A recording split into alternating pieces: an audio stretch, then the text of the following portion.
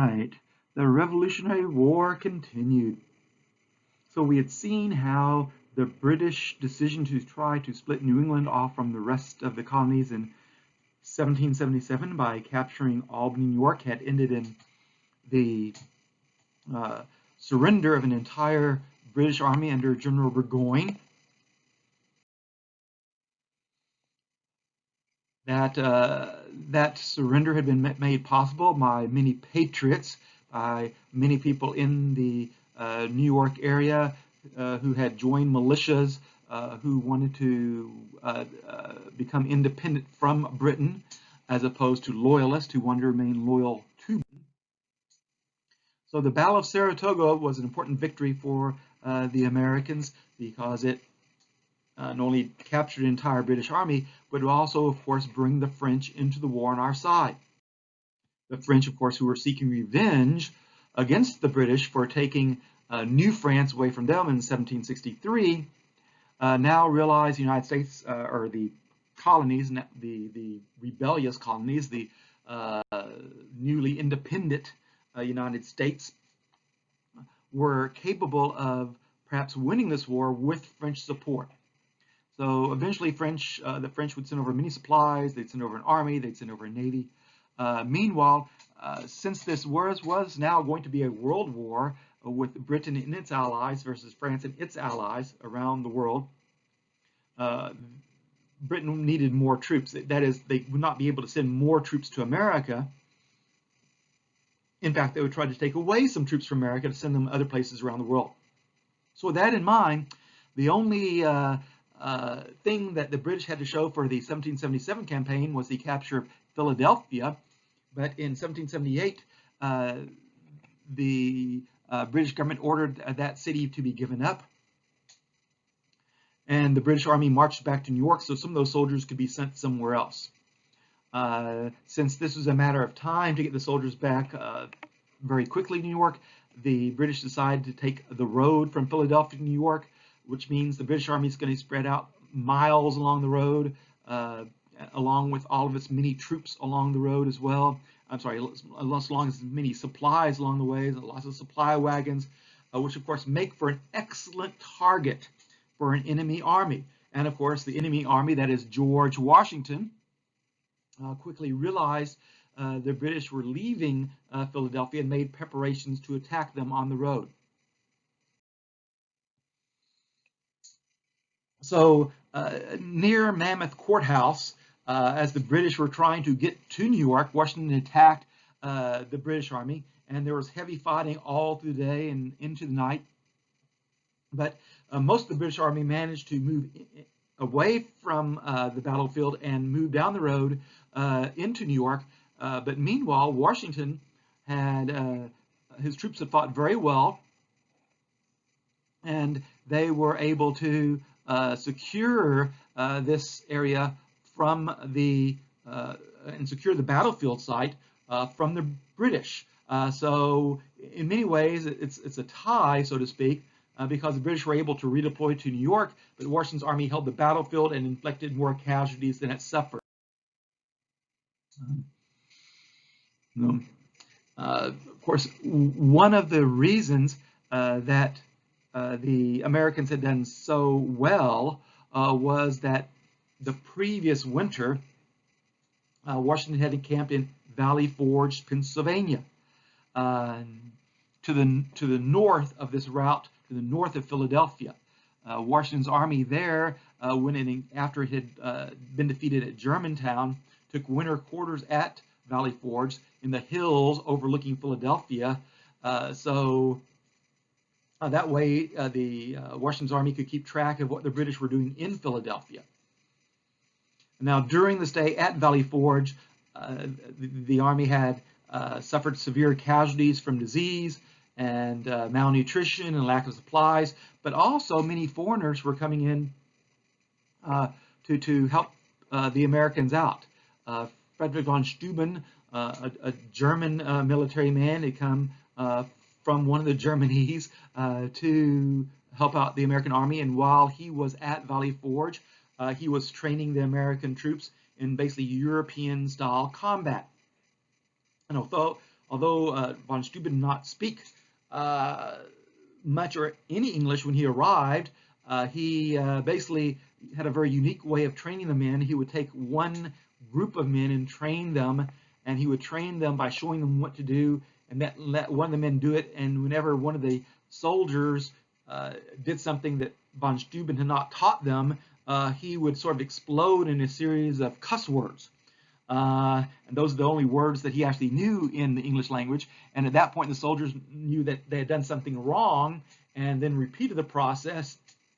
And eventually, when von Steuben stopped cussing at you, you know that you had done something right. And that's the way he trained some of these regiments. And then the regiments that were trained then went out and trained other regiments of the Washington's Army. And so when in 1778 the British evacuated Philadelphia and headed to New York, Washington's troops had been trained in the continental warfare technique, and the training really paid off, and they were able to inflict a lot more casualties than they received in the Battle of Mammoth.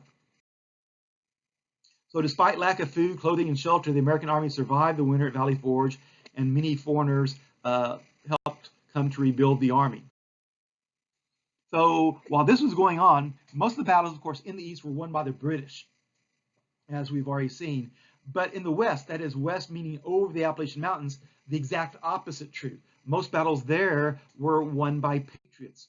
And the battles in the West tended to be very small in comparison to the East. In the East, you might have armies of 15,000 versus 15,000, something like that. In the West, your armies were just a couple hundred men versus a couple hundred men. That is, there weren't many people, weren't many Europeans west of the Appalachian Mountains to begin with, and so most of these would be sort of considered skirmishes. Although the biggest battle was the Battle of Vincennes, where 127 militiamen defeated 90 British redcoats. But wherever they fought, sort of the formula was the same. Sort of the same thing happened. So basically, before the Revolutionary War, the British had built forts out west to protect the settlers. And of course, the settlers were very happy with having the British there to guard them against the Indian attacks. And so the settlers would bring food to the British forts. And the British, of course, would thank the settlers for the food. And so at first, before the war, the British soldiers were seen as someone who you could trust and who was someone who was keeping you safe, and you wanted to make sure that they were happy in your community and gave them food. But then the war starts, and now people in the West are basically patriots. That is, they want independence. The British soldiers now fear going outside the fort because sometimes when they went outside the fort, especially alone or maybe in pairs, they wouldn't come back. That is, the local citizenry would ambush them and kill them, and so the British basically learned not to come out of their fort. But if you don't get out of your fort, it's going to be hard to gather food, and the local community would soon cut off your food supply, at which point an American militia unit would arrive and ask for the British to surrender. There'd probably be some gun battles. That is, the American militia units would probably shoot at the fort, and in return the fort would shoot back. But very quickly, the commander of the fort would realize that his 100 men inside lacked any food, and they lacked any means of getting any food without the local citizenry helping them. And so almost always, the commander of the fort simply surrendered to the militia, and then his men were guaranteed good treatment and were guaranteed to be tried to be sent back to England, and his men would be fed, etc. And so many battles were like this. It was basically just skirmishes. Not very many people were killed, and not many people were involved because there certainly weren't many people in the West. Now, that was also true on the sea. That is, the battles in the West really did not determine the outcome of the Revolutionary War, and really neither did the battles at sea. When the war starts, technically the British have 600 warships, but of course many of those are tied up. They don't have crews for many of them. And of course, when the war turns into a world war, many of those ships have to be other places and guarding England as well. But still, if you have 150 warships and the enemy has no warships, you're at an advantage. And the British at first were at an advantage. But the Americans soon started their own small continental navy, arming and sort of building some small warships, but most of the damage were done by privateers, people that owned cargo ships, and then bought some cannons and put the cannons on their cargo ships. And then these American privateers, private warships, they would get permission from the Continental Congress to go out and raid and attack British merchant ships. And the formula was pretty simple. One cannon beats no cannons. So the British cargo ships had no cannons. The American privateer ships had at least several cannons. And so when the privateer ship pulled up to your British cargo ship, you basically had to stop. And so these privateer ships did make a valuable contribution to the war effort, because they often seized British cargo ships, and they took those British cargo ships back to America, where that cargo that was supposed to go to the British Army, like uniforms perhaps, or guns or gunpowder, now went to the American Army. So you can see the total number of ships involved. You can see the privateers greatly outnumbered the official U.S. Navy at the time. So again, the privateers were most important for this type of warfare. But there were some strictly naval battles at sea, including a battle that involved John Paul Jones. John Paul Jones was actually a guy named John Paul who had been living in England, but he had committed a crime, or at least he was accused of committing a crime. So he came to America to escape British justice, and he changed his name once he got here to John Paul Jones. I mean, wouldn't that throw you off the track? We're looking for John Paul. Oh, no John Paul here, just John Paul Jones. Oh, okay. Now, of course, it doesn't sound very convincing just adding something to your last name, and people would like never find you. But in America, with 2.5 million people, 3,500 miles away from Britain, it worked pretty well. And because John Paul, when he was in England, had been in the Royal Navy, when the Revolutionary War broke out in America, he volunteered for service in the American Navy. He basically was sent to France, where the French were basically building some ships or outfitting some merchant ships to be privateer type ships in the U.S. Navy. And John Paul Jones took these ships and basically went off the coast of England to take the war to England. British warships were obviously off American coast and sometimes used their cannons against American cities. John Paul Jones sort of returned the favor by taking these sort of modified American warships to Britain and basically attacking British merchant ships right off Britain. In fact, in one of his more famous instances in 1779, when he was commanding the Bonhomme Richard, Bonhomme means good man, basically in French, and it basically referred to good man. Richard was another name for Ben Franklin that the French used, so it's basically named after Ben Franklin. So this ship had been outfitted in France, carried 42 guns, and it was looking for some cargo ships, and it saw a big fat cargo ship, but what it didn't realize was that right behind the big fat cargo ship was a big fat British warship. And soon the two ships were fighting, and the British cannon were much more accurate. They were heavier, that is, they had longer range and more firepower. And the Bonhomme Richard, John Paul Jones ships started to sink, and the British captain of the other ship calls over, "Do you surrender? Do you give up? Do you strike your colors?" And John Paul Jones cried back, "I have not yet begun to fight." And apparently he had not yet begun to fight, because at that point, some U.S. Marines in the rigging on the high sail start shooting down sailors on the British warship, and then the ships get close enough that U.S. sailors and some of those Marines jump on board the British ship and take it over. And a few hours later, the Americans have the British warship as their ship, the Bonhomme Richards, sinks. And so they take this British ship as a prize, and John Paul Jones becomes somewhat famous, not just because of the battle, but because when he had the chance to surrender, instead, he basically said, "I have not yet begun to fight," and he was eventually victorious.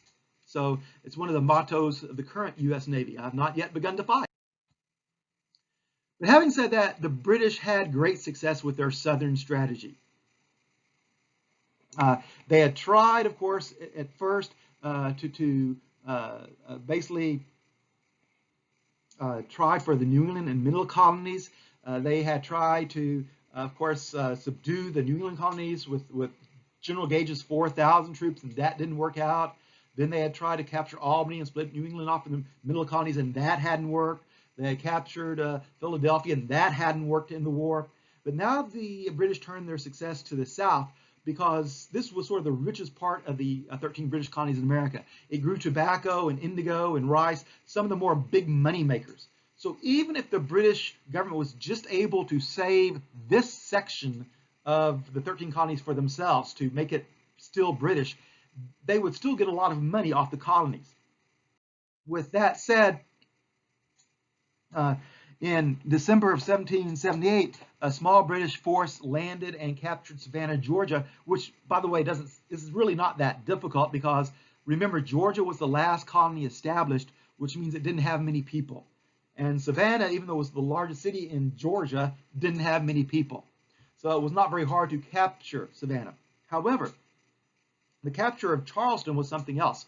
A large British force sailed up and was able to capture 5,000 American troops that were defending the city. Now, the Americans raised another army in the South, and that army fought the British just a few months later in August of 1780 at the Battle of Camden. And General Gates, who had claimed the honor of winning at Saratoga, was now in command of the Southern Army. But in the command of the Southern Army, his tactics didn't work very well. And at the Battle of Camden, another American army was basically wiped out. So two American armies in the South were basically wiped out within just a couple of months of each other's. Charleston, the major city of the South, was now under British control. Savannah was under British control. Apparently many loyalists were now sort of flocking to British colors and volunteering for the British Army. So the Southern strategy looked pretty good. And in fact, the low point in the war came in 1780 when these two American armies were destroyed in the South. And if that wasn't bad enough, Benedict Arnold betrays his country in 1780. So Benedict Arnold, this is the man who had captured the cannons and gunpowder at Fort Ticonderoga. This is the man who had helped basically drive St. Leger back to Canada. This was the man who had fought at Quebec and been wounded at Quebec trying to take over that city for the Americans. This was the man who at the battlefield of Saratoga had his leg injured again when the horse fell on it, but helped win the Battle of Saratoga. Time and time again, he had risked his life for the American cause. After the Battle of Saratoga, he was sent to Philadelphia to recover from his wounds. And at Philadelphia, as he's recovering, and there's many loyalists in Philadelphia at the time, even though the British Army had left, and Arnold was now technically the military governor of the city, so he's basically going from party to party. He's starting to think, well, what have I gotten for my service for my country? I mean, I've risked my life time and time again, but, George Washington is still the main leader, and there's still like several generals above me. I've not been promoted like I should have been.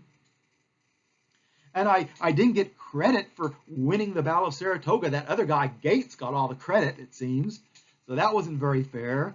And now some people are apparently accusing me of basically cheating on my expenses. And it was true that he had been accused of basically taking Army money and basically spending it on themselves. The Army gave him a court-martial, a trial.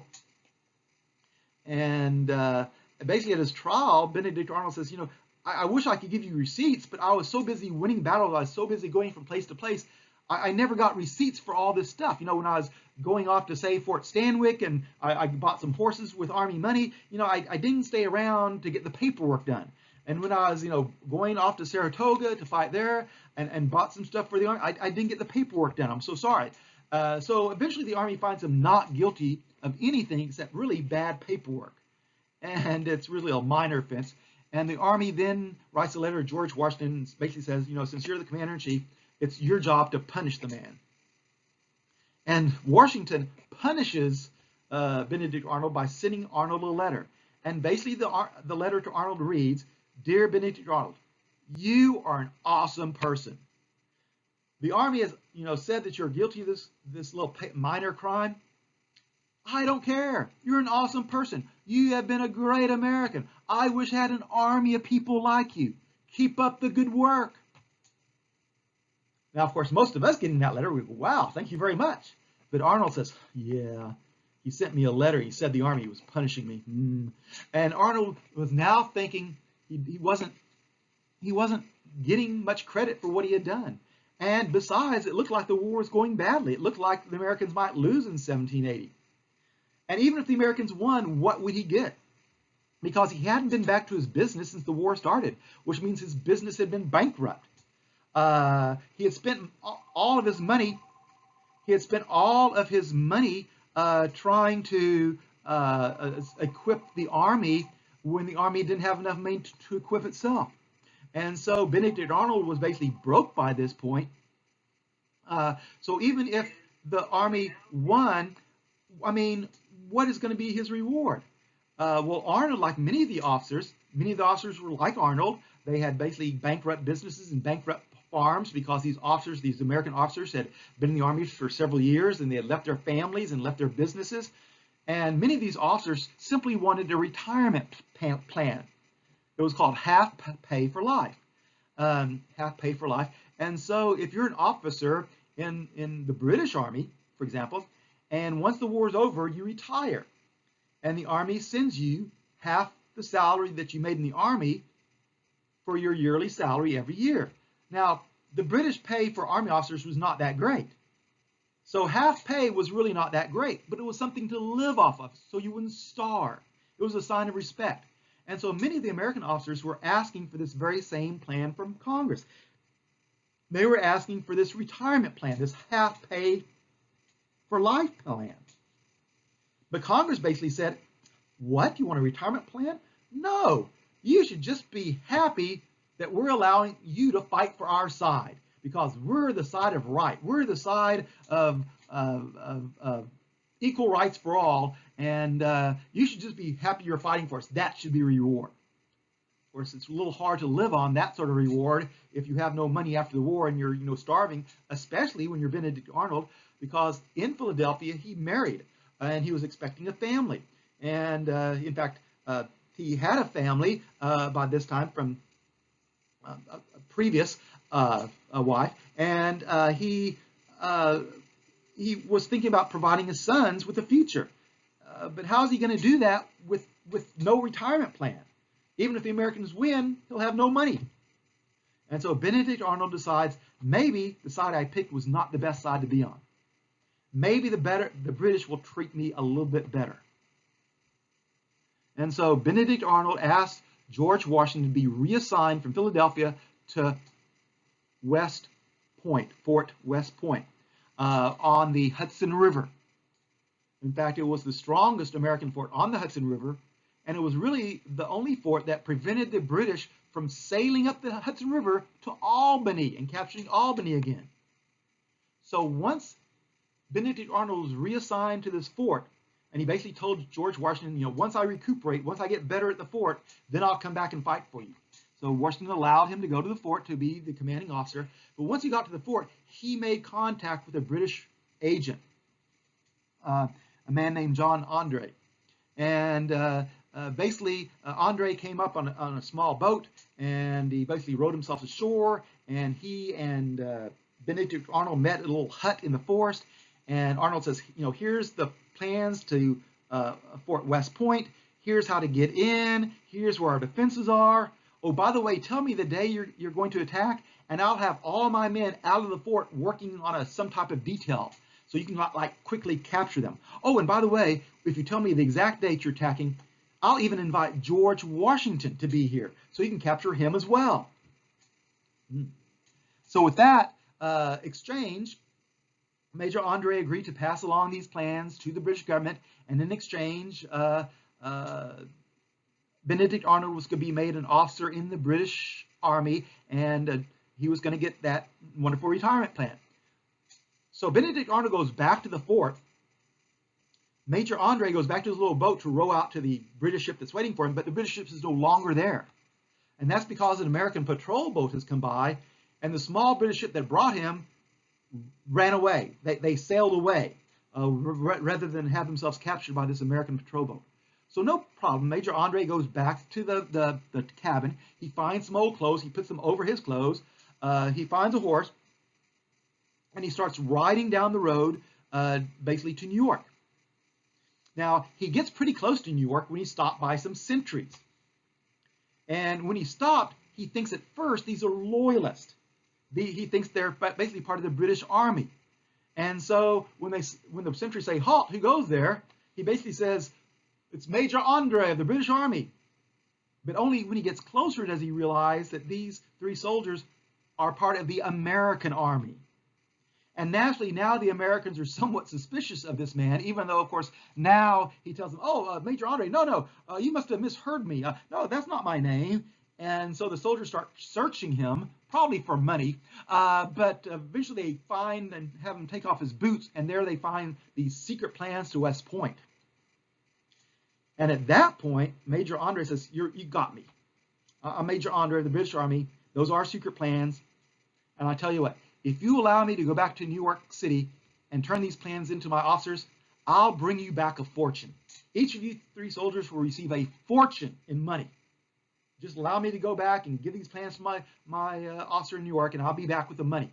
And at first, the soldiers were going to do that, except then they said, "What? Can we trust him? No, he'll go back to New York and never bring the money." Nice try, buddy. And so they hold him captive, and they take these plans and send them to the nearest American officer. This American officer realizes these are, secret plans to West Point. So he immediately takes a letter, he immediately writes a letter, and basically to the commander of West Point saying, "Dear Commander of West Point, Benedict Arnold, we found secret plans on this British major. Apparently the British are going to attack your fort. Be on the alert." And the officer sends this messenger, "Quickly, ride this to Fort West Point and give this to Benedict Arnold. It's important." And off the messenger rides. But then the officer has another thought, well, maybe I better tell George Washington too. So he writes another letter, this time to George Washington about what happened, and he gets another messenger, ride this to George Washington.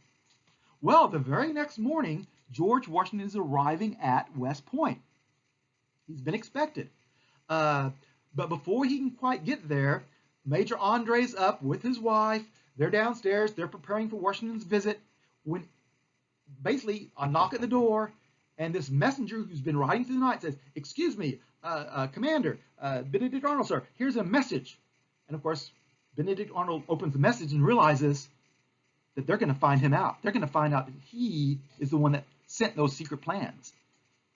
And so basically he tells his wife, "Hey, wife, Washington's going to be here any moment. When they find out, pretend that you don't know anything about it. I'm going to go upstairs, get my stuff, and I'm going to take my secret boat and row it down the river to New York. And later on, we'll meet and we'll get back together. And I got to go." So off Benedict Arnold runs and basically runs to his little boat and starts sailing down the river. And just about that time, George Washington rides up and his entourage, the officers with him, arrive at Benedict Arnold's home. They knock at the door, and Ms. Arnold answers and says, "Yes, yes." Says, "Where's that wonderful Benedict Arnold? Oh, he's so awesome. I wish I had 1,000 men like him. Don't you think so?" And all the officers are saying, "Oh, yes, Benedict Arnold's a wonderful man. Oh, yes, Benedict Arnold's awesome." And just then a messenger rides up on horse. "General Washington, sir, we've been trying to find you all night. An important message." And Washington opens it up and immediately realizes he's been betrayed. And this is the real low point in the revolution. I mean, who can you trust? Here's a man, Benedict Arnold, who's put his life on the line time and time and time for the American cause. And now he's changing side. How many of your other people are thinking about the same thing? What's going to happen? It's a real low point in the American cause. Now, by the way, eventually Benedict Arnold does make it in New York. He is made an officer in the British Army, and he does actually take part in a raid in Virginia and almost captures Thomas Jefferson. But obviously he can't stay in the United States after the war because he's considered a traitor. And even the British really don't like him because, well, who likes a traitor? Who likes someone that stabs their friends in the back? Not many people. So Benedict Arnold eventually goes to England and eventually dies, not a rich guy, but not a poor guy either, and dies in his sleep many years after the Revolutionary War. But still, it's a low point.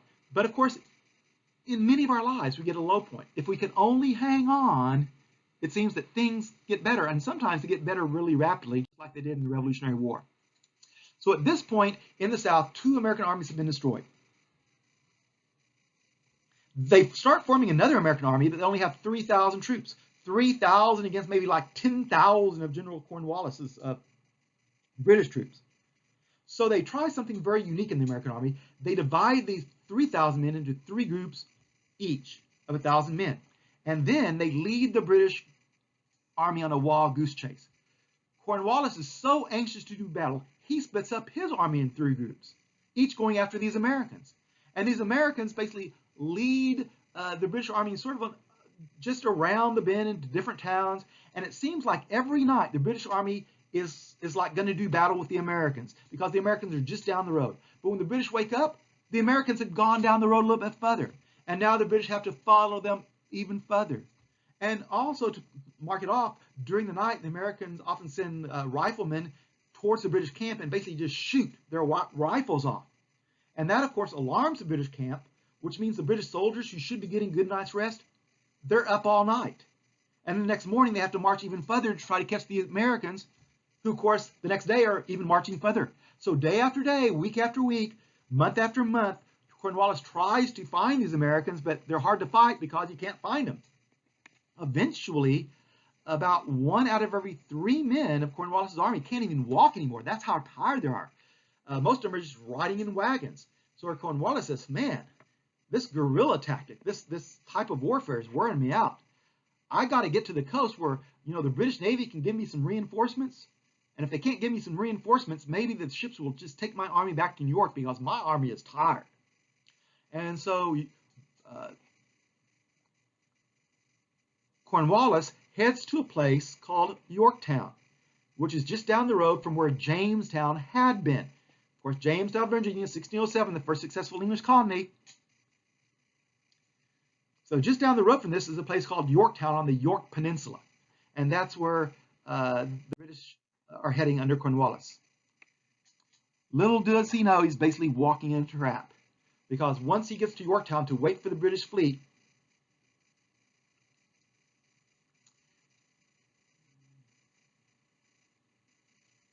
the Americans realize that if they can cut off his sea route and they can cut off his land route, they can capture an entire British army. And just about this time, the French fleet appears. And the French fleet appears off Chesapeake Bay, just about where Cornwallis is camped. And with the French fleet keeping the British ships away, George Washington races down his army and blocks the land entrance. And now Cornwallis is caught. He can't leave by sea, and his army is too weak to fight their way out. And now it's just a matter of time. So eventually the Battle of Yorktown would end in an American victory, with Cornwallis surrendering an entire British army, another entire British army, into American hands. So during the siege, as you can see, the British had about 9,000 men, but with George Washington's army, along with those troops in the South, along with the French army who's now arrived, Washington is now commanding almost 18,000 troops, almost twice the British numbers. So the Battle of Yorktown would end in an American victory. And for all practical purposes, end the war in America. So at this point, we have a brief film to illustrate the Battle of Yorktown and its importance.